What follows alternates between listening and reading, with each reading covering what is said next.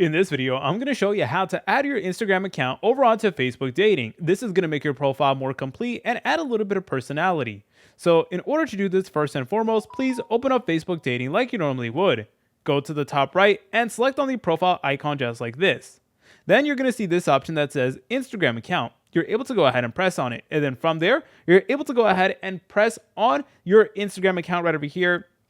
So it's automatically going to suggest some, and if none of these are you, then you need to press on not you and then manually log into your Instagram account. But luckily for me and for most people, you should be able to go ahead and see your Instagram account right over here. So please go ahead and select on it. And then from there, please go ahead and select on add account right over here. All right, so once you're done with that, you want to go back over here and select on Instagram account.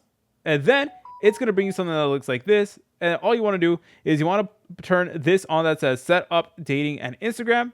And that is officially going to connect the two together. Press on done. And then there you go. Your profile is now going to have your Instagram account.